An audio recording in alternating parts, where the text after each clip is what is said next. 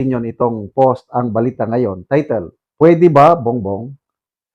Umani ng reaksyon sa social media ang pahayag ni dating COA at COMELEC Commissioner Attorney Rowena Guanzon matapos nitong patotsadahan si Pangulong Ferdinand Bongbong Marcos Jr. kasabay sa paggunita ng Semana Santa. Ito ang patotsada. Bongbong Marcos, pwede ka bang gumanap na hudas sa sinakulo? Grabe, oh. Ang naturang pahayag ay binigyang kahulugan ng ilang netizen bilang isang matalim na paghahambing sa karakter ni Judas sa tradisyonal na sinakulo, isang taunang isang tauhang kilala sa pagtataksil na karaniwang itinatanghal tuwing Semana Santa. Ang likot ng isipan, imagination. Sa mga bata-bata pa dyan, baka hindi nyo alam ang sinakulo. Sinakulo, basta tuwing Semana Santa, ano yan? Dramatization sa buhay ng Panginoong Hesus. Tandang-tanda ko pa nung bata pa ako doon sa aming lugar sa La Union, Bangar, La Union. Very religious yung bayan namin. May procession kami. I think magsimula ng Lunes Santo, Martes Santo hanggang Biyernes Santo yan, may procession sa bayan. Pinapakita yung paghihirap ng Panginoong Hesus, yung may Station of the Cross. Tandang-tanda ko pa yun. Mahilig akong ng procession. And then, I think Biyernes Santo na yung may sinakulo. Yung mayroon kaming stage noon, yung dramatize talaga yung buhay ng Panginoon. At grabe, I don't know kung mayroon pa bang sinakulo ngayon. Yung iba naman, pasyon ba yun? May nagkakanta. Pasyon. So, Judas, larawan ng pagtataksil. But anyway, kung pagdating sa politika, ganyan din yan. Hudasan din yan, traidorin yan. There are no permanent friends, no permanent enemies sa politika.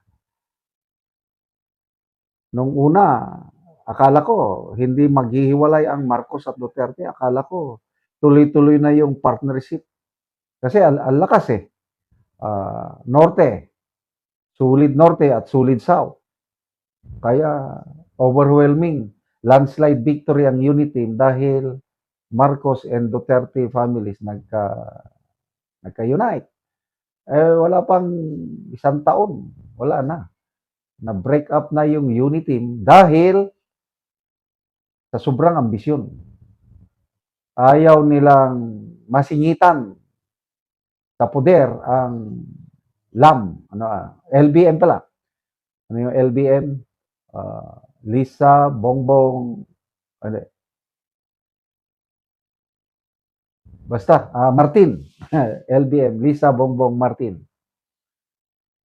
So, dahil sa ambisyon ng isang Martin na magpresidente sa 2028, kaya initsapwera nila si VP Sara. Hanggang ito nang pinakamasakit na pagtratraidor. Ang minamahal nating Pangulong Duterte, halos hindi ko maisip na nagawa nila yun, yung group effort na kinidnap nila at dinala sa The Hague, Netherlands. Kaya nandun ngayon. Naghihirap ang ating Tatay Digong. Malayo, malungkot.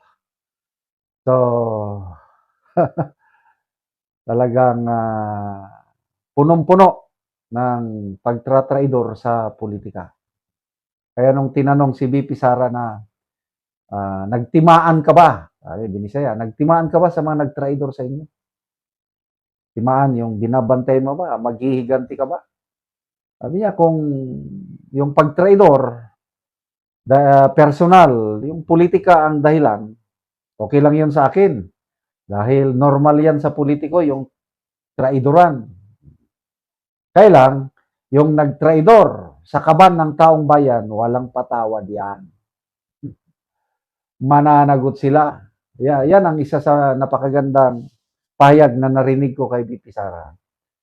So, basing from that statement, yung mga nag-i-impede sa kanya, pumipirma, okay lang sa kanya yun. Because that's a part of politics. Kahit kongresista ka at pumirma ka, basta hindi ka kasama sa maleta, hindi ka kasama sa flood control scam, okay ka lang kay VP Sara. But once na kasama ka sa malita deliveries, delikado ka. Dahil nagtraidor ka sa taong bayan. Mananagot kayo kay VP Sara. So, balik tayo. Sinakulo. Wala nang sinakulo ngayon. Kaya lang, i-reflect na lang natin. Tama yung sabi ni Senator Amy sa kanyang mga videos ngayon. Humihingi siya ng tawad sa tatay niya at hindi niya nabantayan ng kanyang kapatid. Na ang turo ng tatay nila, si Marcos Sr., ang Semana Santa is panahon ng pag-reflect. Sino-sino yung dapat nating patawarin at sino-sino yung lalapitin natin para humingi ng tawad. Dalawa yan eh. Kung may tao na nakasakit sa akin, patawarin ko. Kung may tao na nasaktan ko, humingi ako ng tawad. Kasi nga, ang Semana Santa, ang central message niyan is forgiveness. Nung nagsalita ng Panginoong Hesus, nung nakapako na siya sa krus, Father, forgive them for they do not know what they are doing. Kapatawaran. Yung seventh word niya na it is finished. Ano yung na finish? Yung salvation. Ang tao na dating kalaban ng Diyos, pwede nang maging kaibigan ulit ng Diyos dahil may Panginoong Hesus na namatay at nabuhay muli para sa kapatawaran ng ating kasalanan. Salamat mga kaibigan sa inyong pagsubaybay sa ating channel.